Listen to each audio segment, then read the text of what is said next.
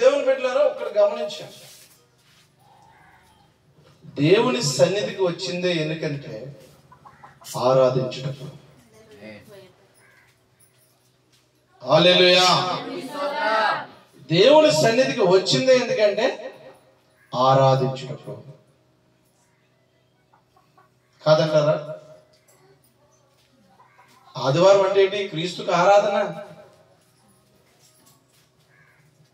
ఆరాధించడానికే మనం వచ్చాం. దేవుణ్ణి మాత్రమే కనపరచడానికి వచ్చాం. దేవుణ్ణి మాత్రమే స్తోత్రించడానికి మాత్రమే వచ్చాం. ఇక్కడికి వచ్చి చప్పట్లు కొట్టరు, నోట్లో నోరు, పెదవి మెదపరు. ఒక వందలాది వేలాది మంది అయితే అది గుంపులో పోతుంది. ఎవరు ఆరాధన చేస్తున్నాడో ఎవరు తెలియదు. ఉన్న 10 మందిలో కూడా స్పష్టంగా మనం ఆరాధించడానికి అవసరమైన సమయం ఇది. ఈ సమయాన్ని కూడా మనము సద్వినియోగం చేసుకోకపోతే ఎందుకండి? అసలు మన భవిష్యత్తు ఏంటో మీరు ఇంటికి వెళ్తే కంగారు పడడానికి ఉన్నంత ఆత్రుత దేవుణ్ణి అడగడానికి మన దగ్గర లేదు. నిన్నటి దాకా 4 సంవత్సరాల నుండి జరుగుతుంది ప్రభువా, ఏంటి ఈరోజు మా పరిస్థితి? నేను ఒక చిన్న ప్రార్థన చేశాను. చిన్న ప్రార్థన, వెంటనే ఫోన్, తెలియకుండానే అమౌంట్ రావడం జరిగింది. హల్లెలూయా. అవును, ప్రతిసారి గ్రాండ్ గా చేసుకుంటాం, ఈసారి చిన్నగా. అయితే అక్కడ దేవుని నామం ఏమైంది? గణపరచబడింది. ఒక్కసారి చేయొద్దండి. నా కష్టంలో శ్రమలో నేను అస్సలు దేవుని విడవనన్న వాళ్ళ చేతులు ఎత్తాను. నాకు ఇంత నేర్చు వచ్చినా దేవుడి దగ్గర, నాకు ఇంత సమస్య, నేను కొట్టుమిట్లు ఆడుకుని దేవుడిని అడుగుతానని ఎత్తలేం. ఎందుకంటే మనకు రాదు. హల్లెలూయా. మనకు రాదు ప్రార్థన.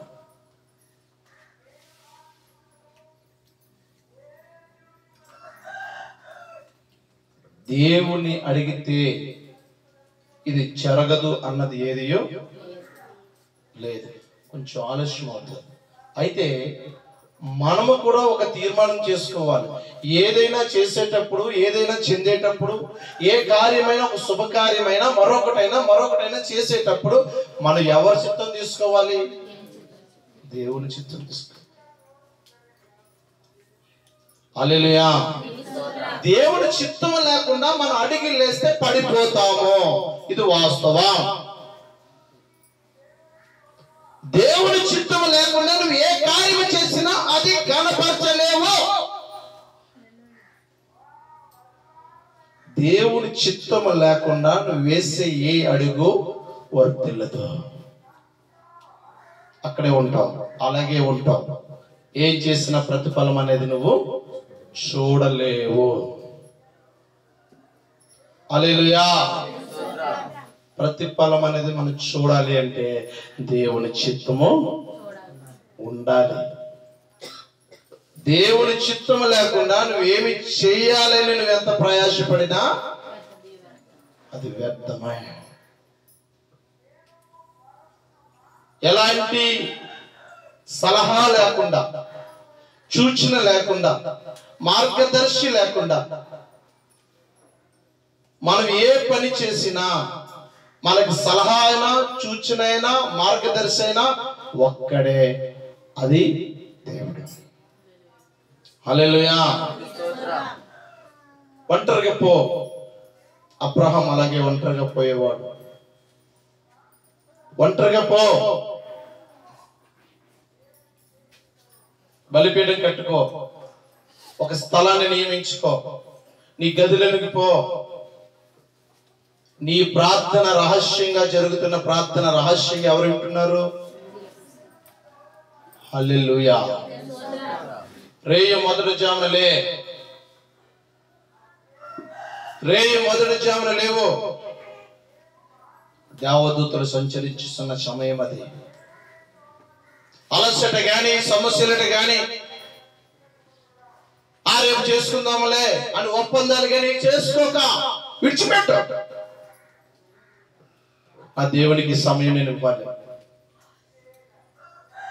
నీ భార్యని, లేకపోతే నీ భర్తని, నీ బిడ్డల్ని ఏమండి,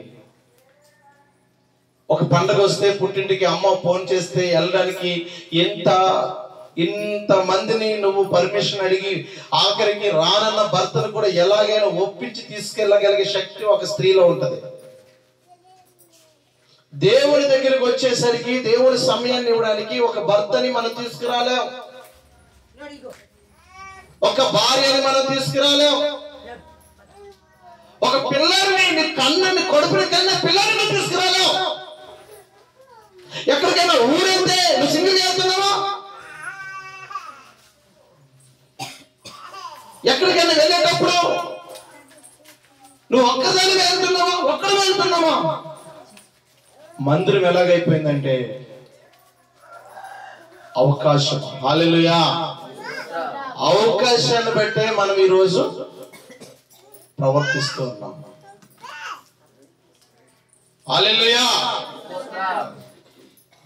ఈరోజు నువ్వు చేయి చేర్చుకుంటే రేపొద్దున మళ్ళా తిరిగి పొందాలన్నా పొందలేవు.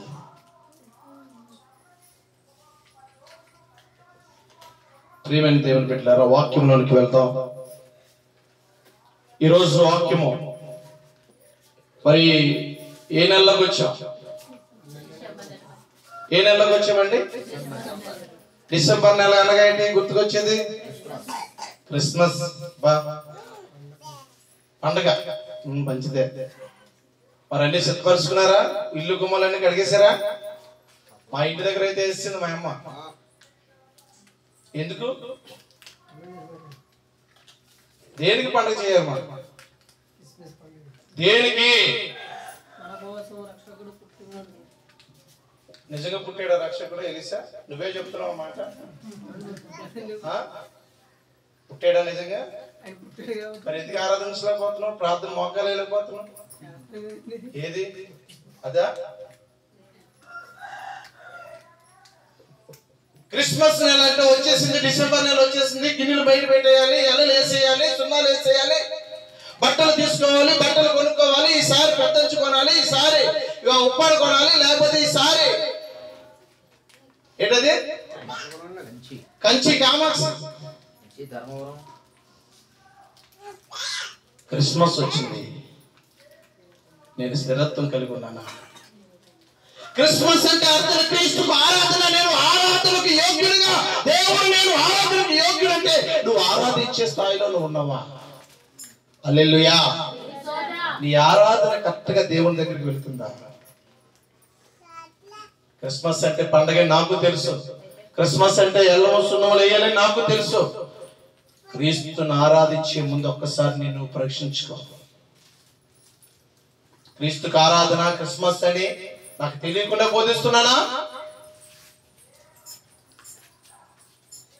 డిసెంబర్ నెల రావడంలో నువ్వు ఒక్కటి గమనించాలి. ఒక మందులో గొర్రెనే కదా కంటది. కాపరి గొర్రెని కనలేడు, కానీ గొర్రె ఏం చేస్తుంది? మరొక గొర్రెని కనగలుగుతుంది.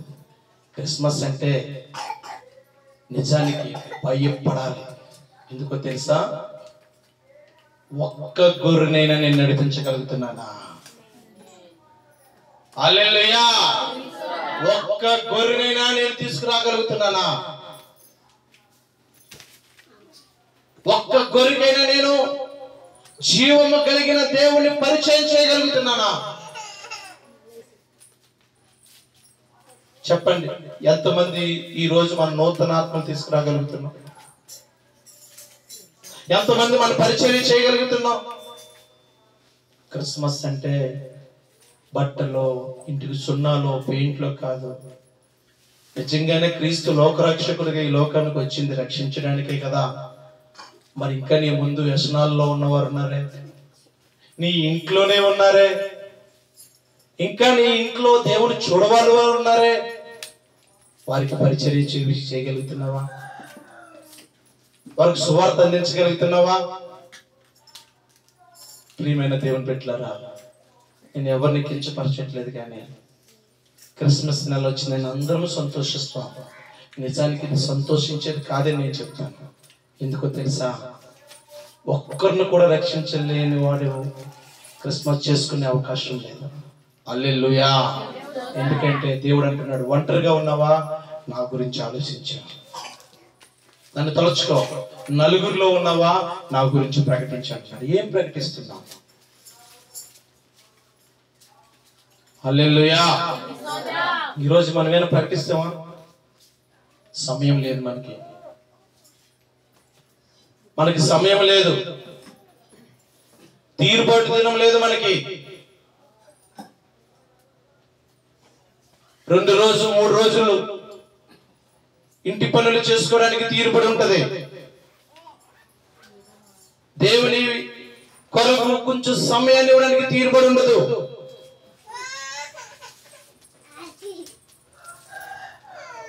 దేవుని కొరకు వెతికే వారిలో మనకు అస్సలు తీర్పడి ఉండదు. ప్రియమైన దేవుని బిడ్డలారా, ఒక్కసారి గమనించుకోండి. వింటాడో వినడో ప్రార్థన చేసుకుని, మనకి తెలిసిన వాడికే తెలియని వాడికో, మొదట తెలిసిన వాడికే చిన్న జ్ఞానం వేసి ఉండాలి. అయితే మనం ప్రకటించాలంటే మనం తెలుసుకుని ఉండాలి. దేవుడికి స్తోత్రం కలుగును గాక. మరి దేవుడు చెప్తున్న మాటని మన వెనక దేవునికి మనం చోటీక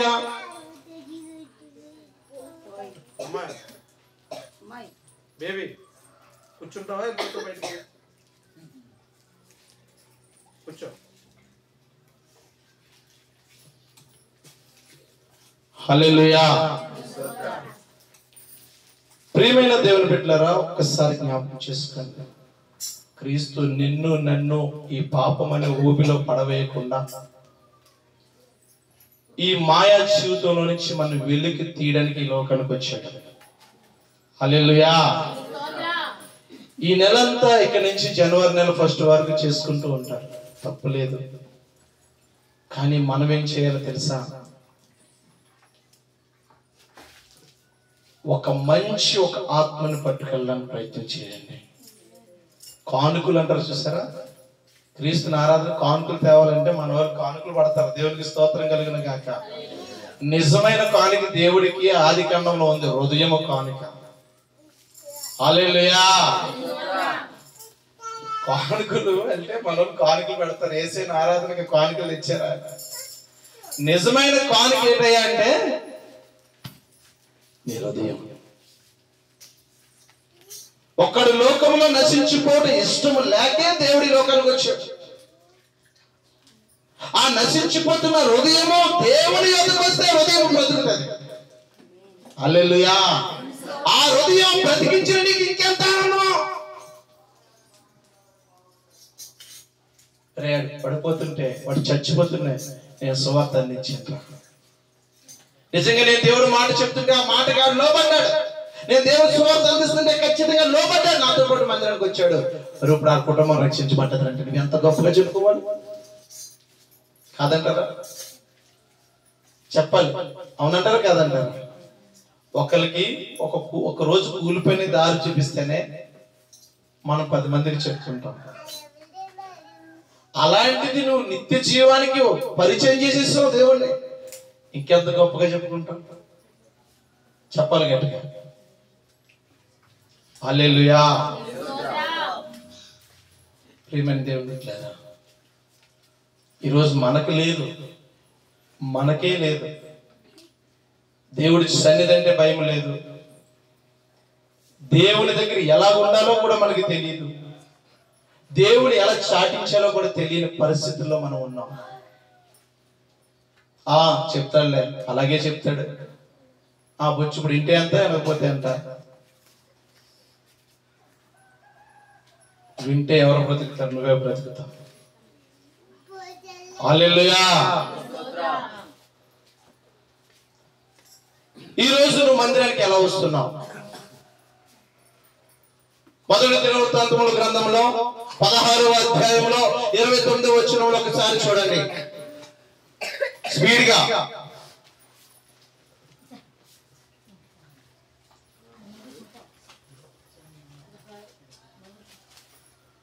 16వ అధ్యాయం 29వ వచనం మొదటి దినవృత్తాంతంలో యెహోవా నామమునకు తగిన మహిమను ఆయనకు చెల్లించుడి. హల్లెలూయా. నైవేద్యములు ఎలాగ ఉండాలి ఇప్పుడు మనం? యెహోవా నామమునకు తగిన మహిమను ఆయనకు చెల్లించుడి. మహిమను ఆయనకు చెల్లించే వారుగా ఉండాలి. ఎలా? నైవేద్యములు చేతపుచ్చుకుని ఆయన సన్నిధికి చేరుడి. పరిశుద్ధ అలంకారములకు ధరించుకుని ఆయన ఎదుట సాగిలపడడి. స్తోత్రం చెప్పండి. ఇప్పుడు ఆయన నామము కనపరచబడాలి అంటే నువ్వు ఎలాగుండాలి? మనం ఎలా పడితే అలా ఉంటే సరిపోతా? ఎదుటోడికి మన సువార్త అందించాలంటే ఎలా ఉండాలి? మనం ఆ సువార్తను మనం అంగీకరించి దానిలో నడిచేవారిగా మనం ఉన్నట్లయితే అవతలోడు ఏంటంటే మన తప్పులు, మన పొరపాట్లు, మన పాపములు మన దాచుకుని కప్పుకుని ఉంటే ఎదుటి వాడు మన మాట అంటాడు, ముందు నువ్వు నిలబడరా బాబు అంటాడు. అవునా కదంటారు? చెప్పండి గట్టిగా. దేవుడు ఏమంటున్నాడంటే నా నామం కనపరచబడాలి అంటే నీవు నైవేద్యములు చేతపుచ్చుకుని నువ్వు మందిరానికి వస్తున్నావు కదా, నువ్వు మందిరానికి వచ్చేటప్పుడు నీ స్థిరత్వం కలిగిన మనసుతో నిబ్రంగా కలిగి అక్కడే ఒక నిర్ణయం ఏంటి తెలుసా? ఈ నెల రోజుల్లో, ఈ వారం రోజుల్లో, ఈ 24 గంటల్లో నేనైనా తప్పులు చేశానంటావా? ఎవరినైనా ఒక బూతు మాట అన్నానంటావా? ఎవరినైనా గిల్లి గొడవ తెచ్చుకున్నానంటావా? ఎవరితోనైనా నేను చెడు సాంగత్యం చేశానంటావా? నేను ఎవరితోనైనా దుర్భాష మాట్లాడానంటావా? బూతు మాటలు తిట్టానంటావా? ఎవరి మీద నేను కోప్పడానంటావా? ఎవరి మీద నేను ద్వేషం పెంచుకున్నానంటావా? ఎవరి మీద నేను పగా ప్రతీకారం తీర్చుకున్నట్టుకు నాలో నిర్ణయించుకున్నానంటావా? ఇవన్నీ నైవేద్యములు అంట దేవునికి. హల్లెలూయా. ఇవన్నీ దేవుడి నైవేద్యములు అంట దేవునికి. ఇవన్నీ పట్టుకుని రావాలంట మన చర్చికి. ఇవన్నీ ఒకవేళ నువ్వు ఎక్కడన్నా దేవుణ్ణి మరిచేవేమో, ఒకవేళ ఎక్కడన్నా దూషించేవేమో, అవన్నీ కూడా ఎక్కడైనా దైవదర్శనం తిట్టేవేమో తెలియక,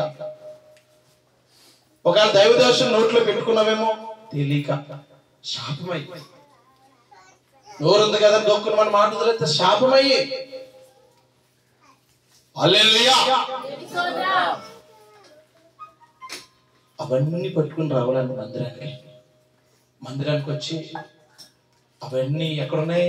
హృదయంలో పేరుకుపోయి ఉన్నాయి. ఒకదాని మీద ఒకటి, ఒకదాని మీద ఒకటి, ఒకదాని మీద ఒకటి. అవన్నీ తీసి ఏం చేయాలా? పడిసేయాలి. ప్రభా నాకు తెలిసి చేశాను, తెలియక చేశాను, తెలిసి చేశాను, నన్ను మాత్రం నీ సన్నిధిలో నన్ను త్రోసివేయకు. హల్లెలూయా. నీ సన్నిధిలో నాకు ఒక ప్రత్యేకత. నీ సన్నిధిలో నా ప్రార్థన అనే ధూపం నేను వేస్తున్నాను. నైవేద్యములు చేత పెట్టుకుని వచ్చావు కదా, నైవేద్యములు అర్పించేసావు కదా, ఇప్పుడు ఏమయ్యాలి? దేవునికి ధూపం వేయాలి. ధూపం అంటే ఏంటి? ప్రార్థన. ఇప్పుడు వేసిన నైవేద్యములు, అర్పించిన నైవేద్యములు ఇప్పుడు చేసే ధూపం ఎలా ఉండాలంటే దేవునికి ఇష్టకరముగా ఉండాలి. నమ్మిన స్తోత్రం చెప్పండి. హల్లెలూయా. నేను ఇవన్నీ తెచ్చి ఇక్కడ పెట్టేశాను ప్రభా, నేనేం కలిగి ఉండాలా? ఏం కలిగి ఉండాలా? పరిశుద్ధత. గట్టిగా చెప్పాలి. పరిశుద్ధత మనలో ఉండాలి. ఈ పరిశుద్ధత ఎప్పుడైతే నీకు వచ్చిందో, నువ్వు ఎవరికి నేను క్రైస్తవురాలని, నేను ఎవరికి నేను ప్రార్థపరులను చెప్పక్కర్లేదు. ఆటోమేటిక్ గా నీవు నడిచే నడవడిక ఒక అన్యుడికైనా అన్యురాలికైనా గుర్తించగలుగుతారట. నమ్మిన స్తోత్రం. హల్లెలూయా.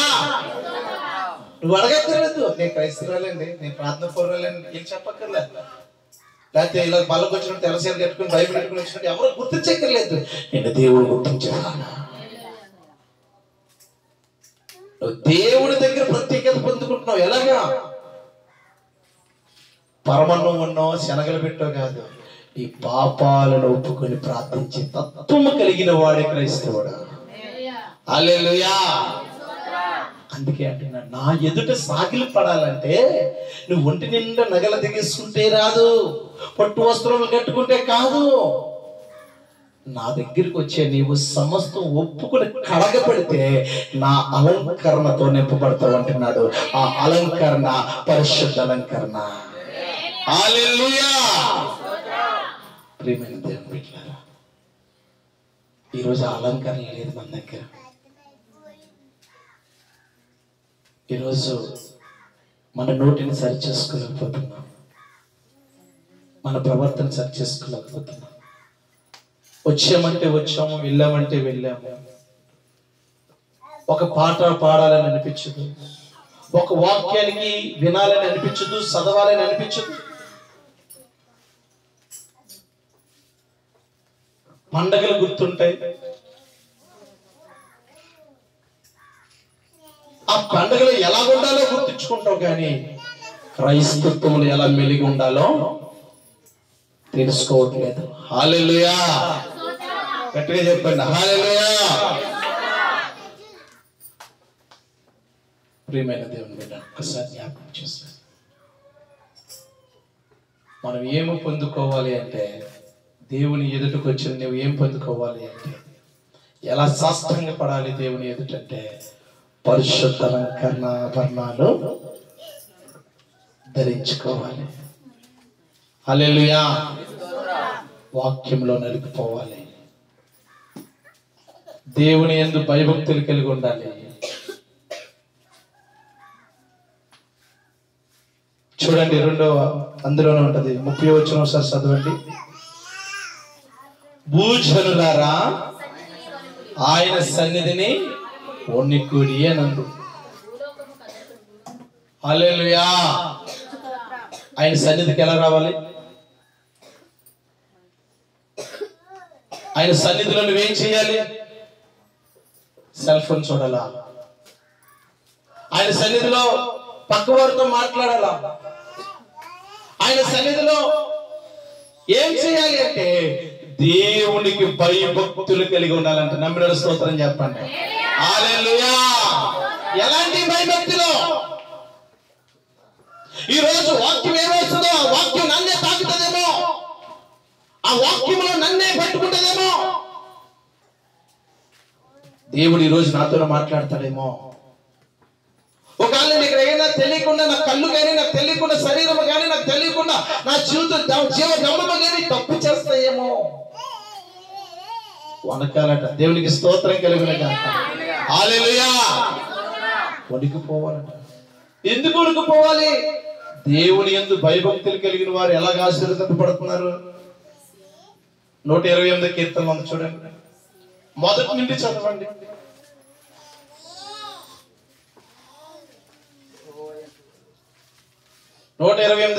కీర్తన చూసారా? యెహోవా యందు భయభక్తులు కలిగి దేవునికి స్తోత్రం కలుగును గాక. ఇప్పుడు నువ్వేం చేయాలి? చెబుతున్న వాక్యాన్ని బట్టి, చూపిస్తున్న మార్గాన్ని బట్టి ఆయన యందు భయభక్తులు కలిగి నువ్వు ఆయన త్రోవలను అనుసరిస్తే ఏమిస్తానంటున్నాడు? ధన్యత. హల్లెలూయా. ధన్యత. రెండోది, ఇప్పుడు రెండోది ఏమొచ్చింది? నిశ్చయముగా. అంటే అర్థమే తెలుసా? నిశ్చయంగా నీ చేతుల కష్టార్జితమే అంటే నీకు అర్థమేంటి? ఆరోగ్యము, ఆయుష్. ఎవరి మీద నేను ఆధారపడలేకుండా, ఎవరి దగ్గర నేను చేతులు చాపలేకుండా, ఎవరి దగ్గరికి నిన్ను పోలేకుండా దేవుడే నిన్ను ఏం చేస్తాడంటే నీ చేతుల కష్టార్జితాన్ని బహుగా ఫలించుటకు ఆయన దీవుని కలిగిస్తాడు. హల్లెలూయా. ఆయన త్రోవలో నడిస్తే ధన్యత, ఆయన యందు భయభక్తులు కలిగి ఉంటే నీ కష్టార్జితము ఆశీర్వదించబడుట. మూడోదేటమ్మా, నీకు మేలు కలుగును. హల్లెలూయా. నీకు మేలు కలుగును. నీ భార్య ఎలా ఉంటది? నీ లోగిట పిల్లలు కలిగి జీవిస్తావు, సంసారంలో ఎదుగుతావు, నీ ప్రేమకు దేవుడిచ్చే ఆశీర్వాదము ఫలించేటట్టుగా చేస్తాడు. మూడోదిగా ఏం చేస్తున్నాడు? నీ పిల్లలు ఒలీవ మొక్కల వలె నీ భోజన బల్ల చుట్టూ ఈ పిల్లలు మరణం లేని వారిగా ఉంటారు, దేవుని అనుసరించేటట్టుగా ఉంటారు. ఒలీవ మొక్కకు సూచిక. చివరిగా ఏంటంటే ఇది సియోనులో నుండి హల్లెలూయా. ఎవరు ఇల్లు సియోను నుంచి ఆశీర్వదింపబడేవారు? దేవుని యందు భయభక్తులు కలిగిన వారు ఈ విధంగా ఆశీర్వదింపబడతారు. వారు సియోనులో నుండి ఆశీర్వదింపబడతారు. మనం ఎక్కడ వనకాలి? ఎవరి దగ్గర? దేవుని ఎదుట మనం భయభక్తులు కలిగి ఉండాలి. మొదట ఎలా సాగిలపడాలి? సమస్తము సమర్పించుకుని. ఈరోజు ప్రతిఫలం రాలేదు అంటే, ఈరోజు మనం ఇంకా క్రైస్తత్వంలో నిలకడ లేక ఇంకా లోకం వైపు చూస్తున్నామంటే, ఇంకా నువ్వు విడిచిపెట్టవలసినవి, ఇంకా నీకు ధన్యత కలిగిన జీవితం రాలేదు అంటే, ఇంకా నువ్వు ఆశీర్వాదం పొందుకోలేకపోతున్నావు. నువ్వు ఉన్న ప్రతి పరిస్థితి తారుమారుగా ఉన్నది అంటే కేవలం నీకు దేవుడు ఉన్నాడు, చూస్తున్నాడు, వింటున్నాడు, రుచి కలిగిన దేవుడని నువ్వు మరచి తిరుగుతున్నావు. హల్లెలూయా. ద్వితీయోపదేశ గ్రంథంలో 4వ అధ్యాయము 29వ వచనంలో ఈ మాట, మత్తయి సువార్తలో ఈ మాట, ఈ ద్వితీయోపదేశ ఖండములో అనేక మార్లు ఇది పదే పదే పదే ప్రస్తావిస్తూ ఉంటాడు దేవుడు. ఏంటో తెలుసా?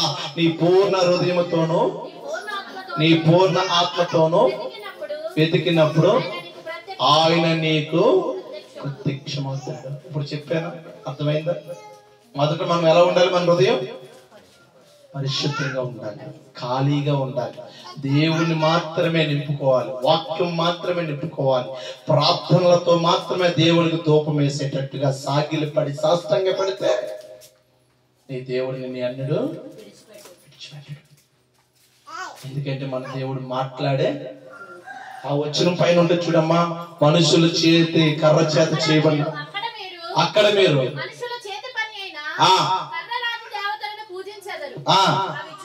అవి చూడవు, వినవు, తినవు, వాసన చూడవు. అయితే అక్కడ నుండి హల్లెలూయా. ఏమంటున్నాడు? ఈ రోజు నేను కర్రరాజు బొమ్మను కాను. అవైతే చూడు, అవైతే మాట్లాడలేవు, అవైతే వాసన చూడలేవు. అయితే అక్కడ నుండి నీ దేవుడైన యెహోవాను నువ్వు వెతికినట్లయితే ఆయన మాట్లాడగలడు, తినగలడు, రుచి చూడగలడు. ప్రియమైన దేవుని బిడ్డలారా, ఇందాక నేను చెప్పిన మాటలు కలిపి కోపం రేకెత్తించి వచ్చాము. దేవుడు అంటున్నాడు, నేను రోషము కలిగిన వాడిని అంటున్నాడు. భక్తుడైన ఆయా మరి ప్రవక్త అయినటువంటి ఏలీ గారు అంటున్నాడు, నేను రోషము కలిగిన దేవుడిని కలిగి ఉన్నాను అంటున్నాడు. నమ్మిన స్తోత్రం కలిగి గట్టిగా స్తోత్రం చెప్పండి. ప్రవక్త అయిన ఏలీ గారు ఏమంటున్నారు? నేను రోషము కలిగిన దేవుడును కలిగి ఉన్నాను అంటున్నాడు. ఈరోజు మన దేవుడు నేను యెహోవా రోషం కలిగిన వాడా కాదండి? హల్లెలూయా. మరి ఆయన కలిగి ఉన్న మనం ఎలా కలిగి ఉండాలి? మనము కూడా రోషము కలిగి జీవించాలి. ప్రియమైన దేవుని బిడ్డలారా, ఒక్కసారి జ్ఞాపకం చేసుకోండి. దేవుని సన్నిధిని నువ్వు వణకకపోతే, దేవుని సన్నిధిలో నువ్వు భయపడకపోతే ఈరోజు నీకు ధన్యత జీవితం రాదు. ఈ రోజుగా కాదు, ఎప్పటికీ నీకు ఆశీర్వాదము రాదు. మనం ఉన్న మార్గాల్లో దేవుడు ఎన్నడూ మనకి సహాయం పొందుకోలేము. ఎందుకంటే నీకు మొదట సాష్టంగా పడడం రాదు, దేవుని ఎలా ప్రార్థించాలో రాదు, దేవునికి ఎలా భయభక్తులు కలిగి ఉండాలో తెలియదు. అప్పుడు నీ ప్రార్థనను నేరుగా వేసిన ధూపం ఎలాగెళ్తుంది దేవుడి దగ్గరికి? చెప్పండి, వెళ్తుందా? దేవుడి దగ్గరికి వెళ్తుందా? వెళ్తుందా? స్టీవెన్సన్ గారు ఏం చేయాలంటారు మనం? హల్లెలూయా. పరిపూర్ణంగా ఈ లోకంలో చచ్చిపోవాలి. మనం పరిపూర్ణంగా ఈ లోకంలో చచ్చిపోతేనే ఈ లోక ఆశలో చచ్చిపోతేనే, ఈ లోక తలపులో చచ్చిపోతేనే, ఈ లోకములో ఉన్న వెండి బంగారం మీద వ్యామోహము, శరీరం మీద వ్యామోహం, ఆశ నిగ్రహంగా నిలబడగలిగితేనే దేవుని ఎదుట సాష్టాంగపడగలుగుతా. దేవుని ఎదుట చేసిన ప్రార్థన ఫలిస్తుంది. హల్లెలూయా. అందుకే దేవుడు అంటాడు, అటైనా ఉండు, వేడిగా అయినా ఉండు, పడవ మీద 2 పడవల మీద కాలు మాత్రం. హల్లెలూయా. మూడోది ఏంటంటే సాటి చెప్పడం. చూడండి అక్కడ 31 చూడండి. యెహోవా ఏలుచున్నాడని జనములలో, మొదటి దినవృత్తాంతములు 16వ అధ్యాయము 31.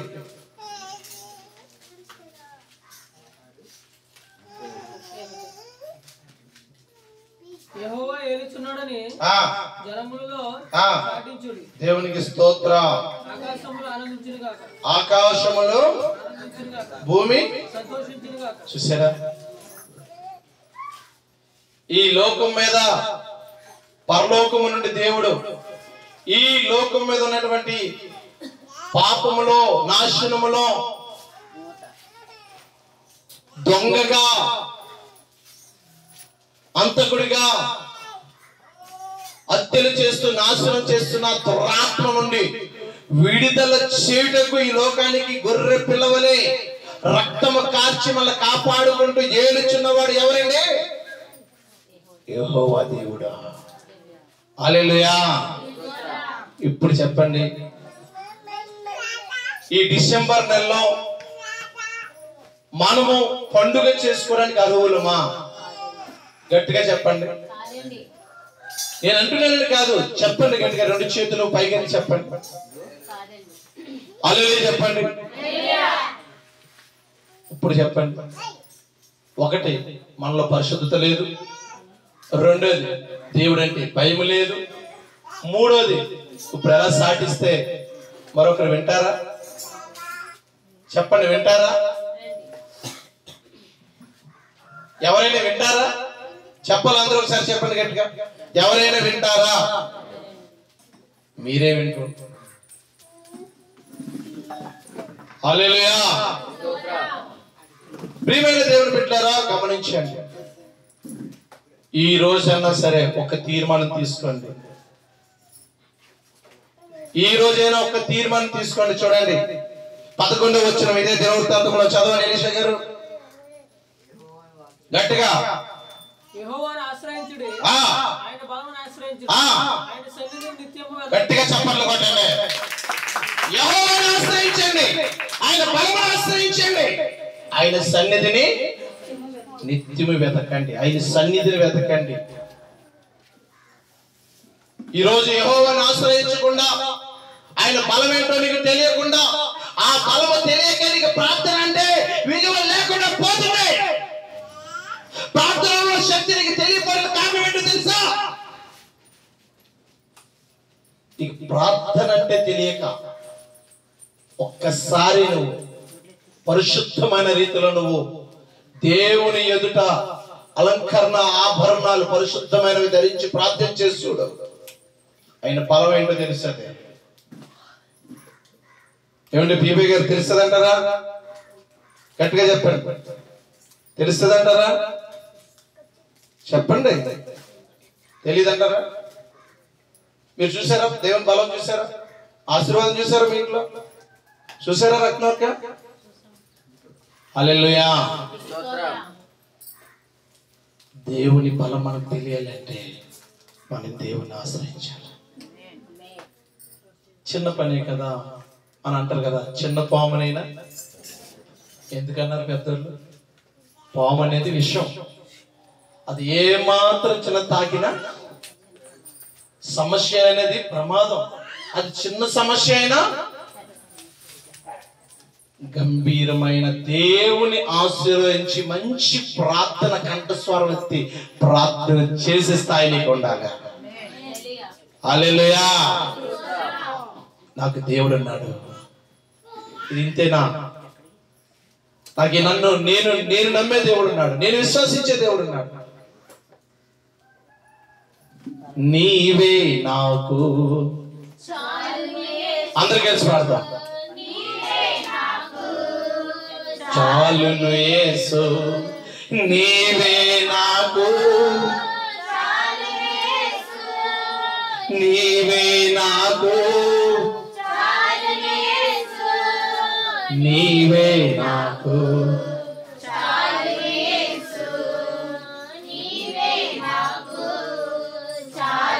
మేడమిద్దలు ఎన్ని ఉన్నను అది నీకు సాటి రాగలదా?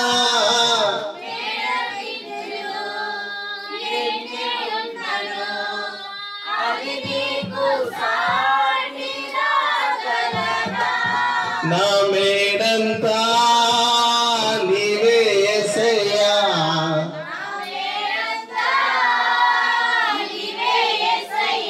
నీవే నాకు.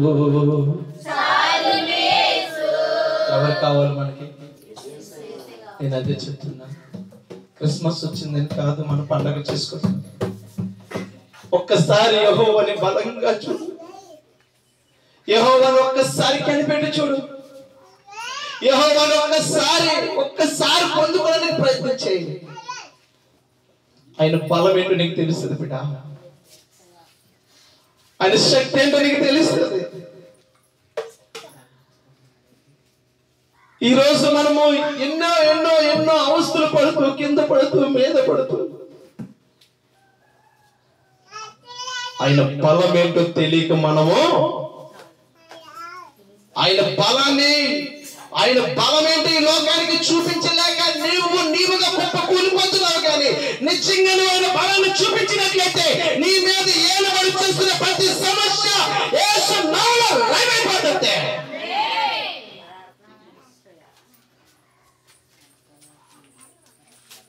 ఒక్కసారి నేను నువ్వుగా ఒకసారి దేవునికి చూపించుకోవడం ప్రయత్నించే, ఒక్కసారి దేవునితో కలిగి జీవించడానికి ప్రయత్నం చేయి. ఏమి తిందుమా, ఏమి తాగుదామా అని కాదు, ఎలా ఆరాధించాలి, ఎలా దేవుని పాదాలు పట్టుకోవాలని ఒక్కసారి ఆరాధన చేసి చూడు. హల్లెలూయా. నీకు జవాబు లేకుండా ఉండడానికి కారణము, ఈ లోకంలో తప్పిపోవడానికి కారణము, ఈ చీకటి బ్రతుకులోనే ఇంకా కమ్ముతున్న ఈ చీకటిలోనే నాశనం అయిపోవడానికి కారణము నువ్వు దేవుని ఆశ్రయించక, నువ్వు దేవుని బలాన్ని తెలుసుకోలేక, ఆయన సన్నిధిని నిత్యము వెతకక. అలా వెతికేవాడు ఎందులో ఉంటాడు తెలుసా? పరిశుద్ధ అలంకరణలో ఉంటాడు. అలా ఎదిగేవాడు ఎక్కడ ఉంటాడు తెలుసా? ప్రభు దగ్గర భయభక్తులు కలిగి ఉంటాడు. అలా ఎదిగేవాడు ఎక్కడ ఉంటాడు తెలుసా?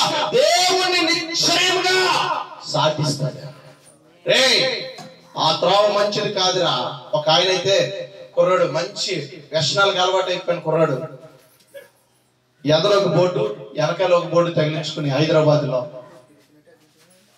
చెప్తున్నాడు, రే ఘోర పాపనైన దేవుడు నన్ను పట్టుకున్నాడు రా, నాకంటే మీరు గొప్ప వాళ్ళు కదరా, పడిపోకండి రా, పాపంలో పడిపోకండి అని చాటుతున్నాడు. ఎందుకు తెలుసా?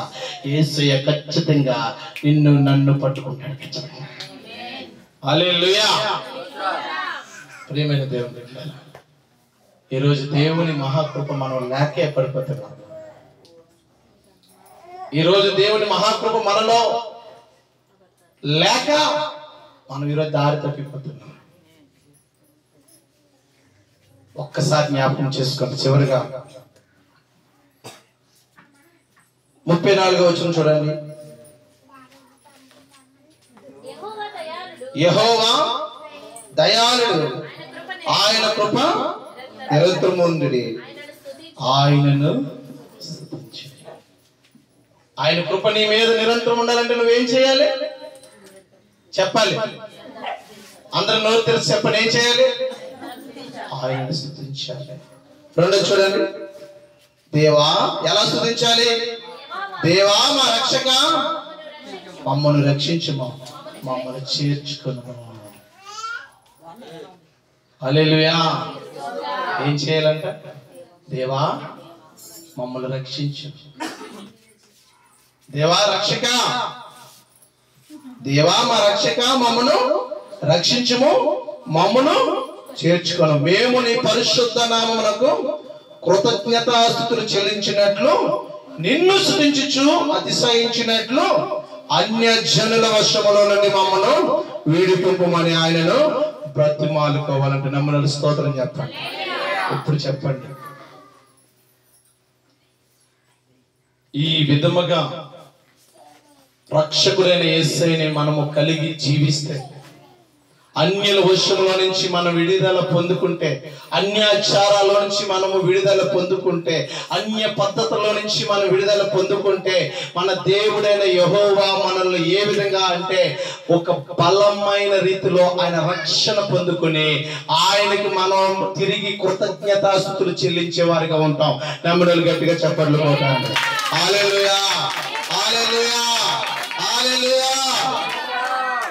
ఈ లోకాధికారి నుండి దూరం అవ్వండి. నిజమే, ఇల్లు శుభ్రం చేసుకోవద్దే నేను అన్నాం, కొత్త బట్టలు కుట్టించుకోవద్దే నేను అన్నాం, ఇంటికి సున్నాలు వేసుకోవద్దే నేను అన్నాం, కడుక్కోవద్దే నేను అన్నాం. ముందు మన పాపాన్ని కడుక్కుందాం, మన పాపాన్ని, మనలో ఉన్న బూజును తీసేసుకుందాం. మొదట మనలో దాగున్న పాత రోత జీవితాన్ని కడిగేసుకుందాం. మనలో దాగున్నటువంటి మలినమైన జీవితాన్ని యేసు నామములో విసర్జించేద్దాం.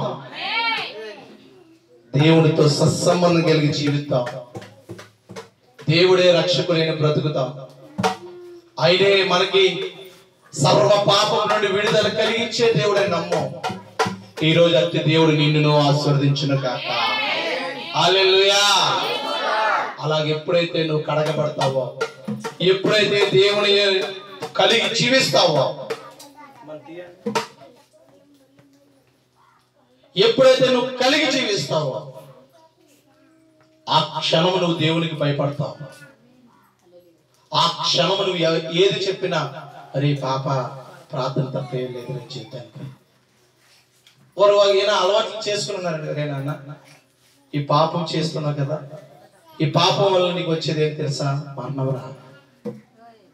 మరణం అంటాడు. ఏ దేవుని కలిగి ఉంటే మరణం రాదా అంటాడు. రే దేవుని కలిగి ఉంటే మరణం లేదని నేను అన్నారా?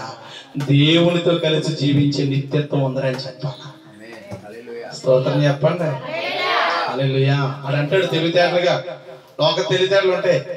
సరే నేను మందు తాగుతాను, అలవాట్లు ఉన్నాను, నేను చచ్చిపోతాను అంటున్నావు. పాపం వల్ల వచ్చేది మరణం, జీవితం అంటున్నావు.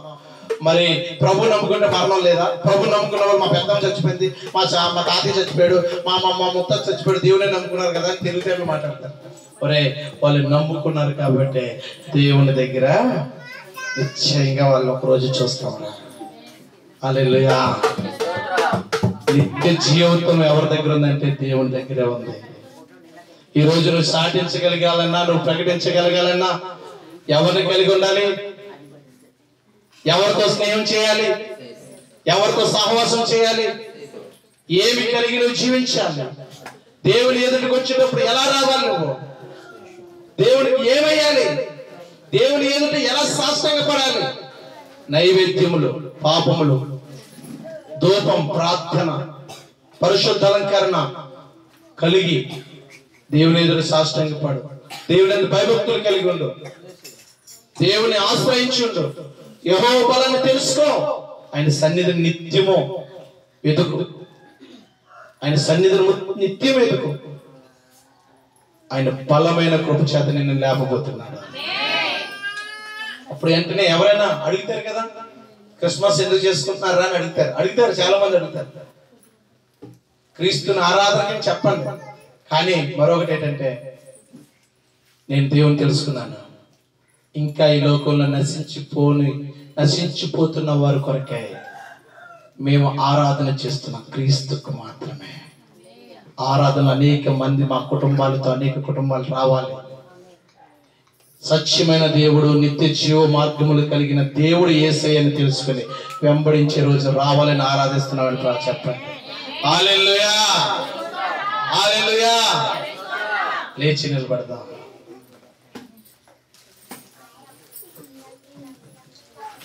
లేవండి, ప్రతి ఒక్కరు కూడా లేవండి. ప్రతి ఒక్కరు కూడా మీ బైబిల్ పట్టుకొని లేచి నిలబడండి.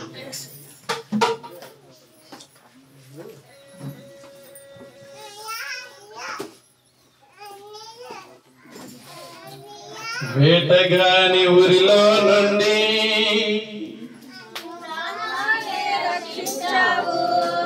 బలమైన రెక్కల క్రింద